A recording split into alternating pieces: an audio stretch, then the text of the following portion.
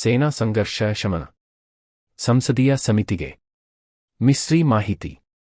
ಭಾರತ ಮತ್ತು ಪಾಕಿಸ್ತಾನದ ನಡುವಿನ ಸಂಘರ್ಷವು ಯಾವಾಗಲೂ ಸಾಂಪ್ರದಾಯಿಕ ಕ್ಷೇತ್ರ ವ್ಯಾಪ್ತಿಯಲ್ಲಿ ನಡೆದಿದೆ ಹಾಗೂ ಪಾಕಿಸ್ತಾನದಿಂದ ಅಣ್ವಸ್ತ್ರ ಕುರಿತು ಯಾವುದೇ ಸಂಕೇತ ಬಂದಿಲ್ಲ ಎಂದು ವಿದೇಶಾಂಗ ಕಾರ್ಯದರ್ಶಿ ವಿಕ್ರಮ್ ಮಿಸ್ರಿ ಅವರು ಸೋಮವಾರ ನವದೆಹಲಿಯಲ್ಲಿ ಸಂಸದೀಯ ಸಮಿತಿಗೆ ತಿಳಿಸಿದರು ಎಂದು ಮೂಲಗಳು ಹೇಳಿವೆ. ವಿದೇಶಾಂಗ ವ್ಯವಹಾರಗಳಿಗೆ ಸಂಬಂಧಿಸಿದಂತೆ ಸಂಸದ ಶಶಿ ತರೂರ್ ಅಧ್ಯಕ್ಷತೆಯಲ್ಲಿ ನಡೆದ ಸಂಸತ್ತಿನ ಸ್ಥಾಯಿ ಸಮಿತಿ ಸಭೆಗೆ ಅವರು ವಿವರಣೆ ನೀಡಿದರು. ಉಭಯ ದೇಶಗಳ ನಡುವಿನ ಸೇನಾ ಸಂಘರ್ಷವನ್ನು ನಿಲ್ಲಿಸುವಲ್ಲಿ ಅಮೆರಿಕ ಅಧ್ಯಕ್ಷ ಡೊನಾಲ್ಡ್ ಟ್ರಂಪ್ ಅವರು ನಿರ್ವಹಿಸಿದ ಪಾತ್ರದ ಕುರಿತ ಕೆಲ ಸಂಸದರು ಕೇಳಿದ ಪ್ರಶ್ನೆಗೆ, ಎರಡೂ ದೇಶಗಳ ಸೇನಾ ಸಂಘರ್ಷವನ್ನು ನಿಲ್ಲಿಸುವ ನಿರ್ಧಾರವನ್ನು ದ್ವಿಪಕ್ಷೀಯ ಮಟ್ಟದಲ್ಲಿ ತೆಗೆದುಕೊಳ್ಳಲಾಗಿದೆ ಎಂದು ಉತ್ತರಿಸಿದರು. ಈ ಮೂಲಕ ಅವರು ಸರ್ಕಾರದ ನಿಲುವನ್ನು ಪುನರುಚ್ಚರಿಸಿದರು. ಸೇನಾ ಸಂಘರ್ಷ ಶಮನಕ್ಕೆ ಸಂಬಂಧಿಸಿದಂತೆ ಸಾಮಾಜಿಕ ಮಾಧ್ಯಮಗಳಲ್ಲಿ ಟ್ರಂಪ್ ಮಾಡಿದ ಪ್ರತಿಪಾದನೆಗಳ ಕುರಿತು ವಿರೋಧ ಪಕ್ಷಗಳ ಸದಸ್ಯರು ಕೇಳಿದಾಗ, ಅಮೆರಿಕದ ಅಧ್ಯಕ್ಷರು ಹಾಗೆ ಮಾಡಲು ನನ್ನ ಅನುಮತಿ ಪಡೆಯಲಿಲ್ಲ ಎಂದು ವ್ಯಂಗ್ಯವಾಗಿ ಹೇಳಿದರು. ಸಂಘರ್ಷದ ವೇಳೆ ಪಾಕಿಸ್ತಾನವು ಚೀನಾ ವೇದಿಕೆಗಳನ್ನು ಬಳಸಿಕೊಂಡಿದೆಯೇ ಎಂದು ಕೆಲ ಸಂಸದರು ಪ್ರಶ್ನಿಸಿದರು. ಭಾರತವು ಪಾಕ್ನ ವಾಯುನೆಲೆಗಳ ಮೇಲೆ ದಾಳಿ ಮಾಡಿದ್ದರಿಂದ ಅದು ಅಪ್ರಸ್ತುತ ಎಂದು ಮಿಸ್ರಿ ಪ್ರತಿಕ್ರಿಯಿಸಿದರು ಎಂದು ಮೂಲಗಳು ಹೇಳಿವೆ. 3 ಗಂಟೆಗಳ ಕಾಲ ನಡೆದ ಸಭೆಯಲ್ಲಿ ಸಮಿತಿ ಸದಸ್ಯರಾದ ಟಿಎಂಸಿಯ ಅಭಿಷೇಕ್ ಬ್ಯಾನರ್ಜಿ, ಕಾಂಗ್ರೆಸ್ನ ರಾಜೀವ್ ಶುಕ್ಲಾ, ದೀಪೇಂದರ್ ಹೂಡಾ, ಎಐಎಂಐಎಂ ಮುಖ್ಯಸ್ಥ ಅಸಾದುದ್ದೀನ್ ಓವೈಸಿ ಮತ್ತು ಬಿಜೆಪಿಯ ಅಪರಾಜಿತ ಸಾರಂಗಿ, ಅರುಣ್ ಗೋವಿಲ್ ಸೇರಿದಂತೆ 24 ಸದಸ್ಯರು ಭಾಗವಹಿಸಿದ್ದರು. ರಾಜ್ಯದಾದ್ಯಂತ ಮಳೆಗೆ 5 ಸಾವು. ರಾಜ್ಯದಾದ್ಯಂತ ಭಾನುವಾರ ರಾತ್ರಿಯಿಂದ ಸುರಿದ ಭಾರೀ ಮಳೆಗೆ ಬೆಂಗಳೂರಿನಲ್ಲಿ 3 ಸೇರಿದಂತೆ ಒಟ್ಟು 5 ಮಂದಿ ಮೃತಪಟ್ಟಿದ್ದಾರೆ. ಬೆಂಗಳೂರು ನಗರದಲ್ಲಿ 12 ವರ್ಷದ ಬಾಲಕ ಸೇರಿ 3 ಮೃತಪಟ್ಟಿದ್ದಾರೆ. ಮಹದೇವಪುರ ನಿವಾಸಿ ಶಶಿಕಲಾ 35 ವರ್ಷ, ಬಿಟಿಎಂ 2ನೇ ಹಂತದ ಡಾಲರ್ಸ್ ಕಾಲೋನಿ ಬಳಿಯ ಎನ್.ಎಸ್.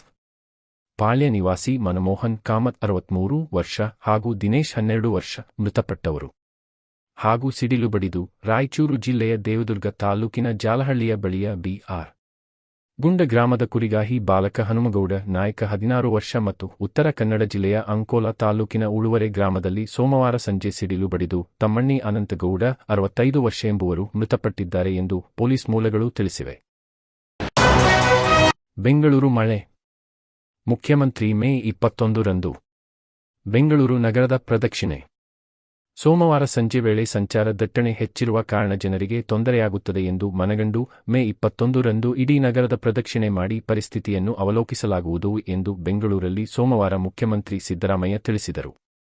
ಉಪ ಮುಖ್ಯಮಂತ್ರಿ ಹಾಗೂ ಬೆಂಗಳೂರಿನ ಶಾಸಕರೊಂದಿಗೆ ನಗರ ಪ್ರದಕ್ಷಿಣೆ ಮಾಡಲಾಗುವುದು. ಸೂಕ್ಷ್ಮ ಪ್ರದೇಶಗಳಿಗೆ ಭೇಟಿ ನೀಡಿ ಜನರ ಅಹವಾಲುಗಳನ್ನು ಆಲಿಸಲಾಗುವುದು. ಅಧಿಕಾರಿಗಳು ಏನು ಮಾಡುತ್ತಿದ್ದಾರೆ ಎನ್ನುವುದನ್ನು ಪರಿಶೀಲಿಸಿ ಅಗತ್ಯ ಸೂಚನೆಗಳನ್ನು ಕೊಡಲಾಗುವುದು ಎಂದರು. ಇವತ್ತು ರೆಡಿ ಇದೆ ಹೋಗ್ಲಿಕ್ಕೆ, ಅದಕ್ಕೋಸ್ಕರ ಬಸ್ಗಳೆಲ್ಲ 2 ಬಸ್ಗಳು ಮಾಡಿದ್ದೆ, ನಿಮ್ಮನ್ನು ಜೊತೆಲಿ ಕರ್ಕೊಂಡು ಹೋಗೋಣ ಅಂತ ಮಾಡಿದ್ದೆ. ಆಮೇಲೆ ಇದರಲ್ಲಿ ಎಲೆಕ್ಟ್ರಾನಿಕ್ ಸಿಟಿನಲ್ಲಿ ಒಬ್ಬರು ಗೋಡೆ ಬಿದ್ದು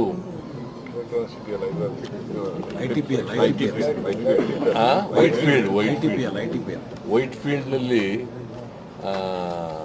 ಒಬ್ಬರು ಸತ್ತಿದ್ದಾರೆ. ಅಲ್ಲಿ ಕೆಲಸ ಮಾಡ್ತಿದ್ದಾಳೆ.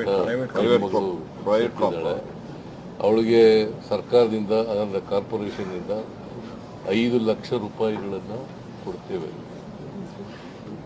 ಸೊ ಅದರಿಂದ ಅವ್ರ ಪ್ರಾಣಕ್ಕೆ ಅಂತ ಅಲ್ಲ, ನಾವು ಇಂಥ ಆಕ್ಸಿಡೆಂಟಲ್ ಕೇಸ್ಗಳಿಗೆ 5 ಲಕ್ಷ ರೂಪಾಯಿನ ಕೊಡ್ತಕ್ಕಂಥದ್ದನ್ನು ಮಾಡ್ತೀವಿ. ಸೊ ಇದನ್ನು ಇವತ್ತು ನಾನು ಹೋಗಲ್ಲ, ನಾಳಿದ್ದು ಬೆಳಿಗ್ಗೆ ಹೋಗ್ತೀನಿ. ಇವತ್ತು ಡಿ ಕೆ ಶಿವಕುಮಾರ್ ಅವರು ಈ ಬೆಂಗಳೂರು ನಗರದ ಅಭಿವೃದ್ಧಿ ಸಚಿವರು ಅವರು ಕೆಲವು ಪ್ರದೇಶಗಳಿಗೆ ಹೋಗಿ ಬರ್ತಾರೆ. ನಾನು ಅದಾದಮೇಲೆ ಅವರಿಂದ ತಿಳ್ಕೊಂಡು ನಾನು ಮತ್ತು ಮಂತ್ರಿಗಳು MLAಗಳು ಎಲ್ಲರೂ ಕೂಡ ನಾಳಿದ್ದು ಹೋಗ್ತೀವಿ.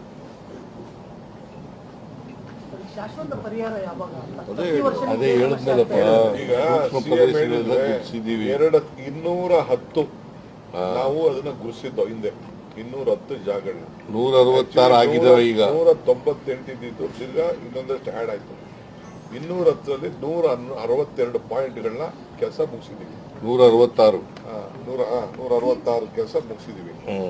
ಇನ್ನು 44 ಇದೆ, ಅದರಲ್ಲಿ 24 ತೆಗೆದುಕೊಂಡಿದೀವಿ. ಇನ್ನು 24 ಮಾಡಬೇಕು. ನಂಬರ್ 1 ಟ್ರಾಫಿಕ್ ಪೊಲೀಸ್ ಅವರು ಕೂಡ 132 ಜಾಗಗಳನ್ನ ಅವರು ಐಡೆಂಟಿಫೈ ಮಾಡಿಕೊಟ್ಟಿದ್ದಾರೆ ಇದ್ರ ಒಳಗಡೆ. ಇದು ಬಹಳ ಇಂಪಾರ್ಟೆಂಟ್ ಅಂತ ಹೇಳಿ ಅವ್ರಿಗೆ ಆಗ್ತಾ ಇರೋಂಥ ತೊಂದರೆಗಳನ್ನೆಲ್ಲ ಕೂಡ ಅವ್ರು ಕೊಟ್ಟಿದ್ದಾರೆ. ಅದರಲ್ಲಿ ಈಗಾಗಲೇ ನಾವು ಏಪ್ರಿಲ್ ಅಷ್ಟೊತ್ತಿಗೆ 82 ಮುಗಿಸಿದ್ದೀವಿ, ಇನ್ನು 41 ಕೂಡ ಉಳ್ಕೊಂಡಿದೆ. ಸೊ ಇದನ್ನೆಲ್ಲ ಮಾಡಿದೆ. ಆಮೇಲೆ ಈ ವರ್ಷ ನಾವು ಎಂಟೈರ್ ಬೆಂಗಳೂರು ಏನೇನು ಸ್ಟಾಮ್ ವಾಟರ್ ಡ್ರೈನ್ಸ್ ಇದೆ ಅದನ್ನು ಪ್ರೋಗ್ರಾಮ್ ಕೆಲಸ ತೆಗೆದುಕೊಳ್ಳೋಕ್ಕೆ ಈಗೆಲ್ಲ ನಾವು ತಗೊಂಡಿದ್ದೀವಿ. ನಾವು ಕೆಲಸ ಆಲ್ಮೋಸ್ಟ್ ಆಗ್ತದೆ. ರಾಜಧಾನಿ ಬೆಂಗಳೂರು ಮಳೆಗೆ ತತ್ತರ.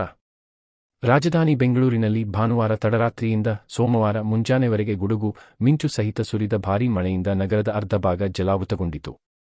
ನಗರದ ವಿವಿಧ ಭಾಗಗಳಲ್ಲಿ ಸುಮಾರು 4 ಗಂಟೆ ಸುರಿದ ಬಿರುಸಾದ ಮಳೆಯಿಂದ ಹಲವು ಪ್ರದೇಶಗಳ ಮನೆಗಳಿಗೆ ನೀರು ನುಗ್ಗಿ ನಿವಾಸಿಗಳ ರಾತ್ರಿಯ ನಿದ್ದೆಗೆಡಿಸಿತು.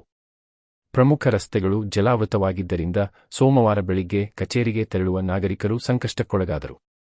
ಬಿಎಂಟಿಸಿ ಬಸ್ ಸೇರಿದಂತೆ ಹಲವು ವಾಹನಗಳು ರಸ್ತೆ ಮಧ್ಯದಲ್ಲಿಯೇ ನಿಂತಿದ್ದವು. ಮಹದೇವಪುರದ ಶ್ರೀಸಾಯಿ ಲೇಔಟ್ ಸಂಪೂರ್ಣ ಜಲಾವೃತಗೊಂಡಿದ್ದು ಜನರನ್ನು ಬೋಟ್ ಹಾಗೂ ಟ್ರ್ಯಾಕ್ಟರ್ ಮೂಲಕ ಸುರಕ್ಷಿತ ಸ್ಥಳಗಳಿಗೆ ಕರೆದೊಯ್ಯಲಾಯಿತು. ಹೆಣ್ಣೂರಿನ ನೆಲಮಡಿಯಲ್ಲಿದ್ದ ಅನಾಥಾಶ್ರಮ ಒಂದಕ್ಕೆ ಭಾನುವಾರ ರಾತ್ರಿ ಮಳೆನೀರು ನುಗ್ಗಿದ್ದೆ. ನಗರದ ಎಲ್ಲ ಭಾಗಗಳಲ್ಲೂ ಭಾರೀ ಮಳೆಯಾಗಿದ್ದು ಕೆಂಗೇರಿ ವ್ಯಾಪ್ತಿಯಲ್ಲಿ ಅತಿಹೆಚ್ಚು 13.2 ಸೆಂಮೀ ಮಳೆಯಾಗಿದೆ. ಗೊಟ್ಟಿಗೆರೆಯಲ್ಲಿ 3.2 ಸೆಂಮೀ ಮಳೆಯಾಗಿದ್ದು ಸರಾಸರಿ 6.6 ಸೆಂಮೀ ಮಳೆಯಾಗಿದೆ.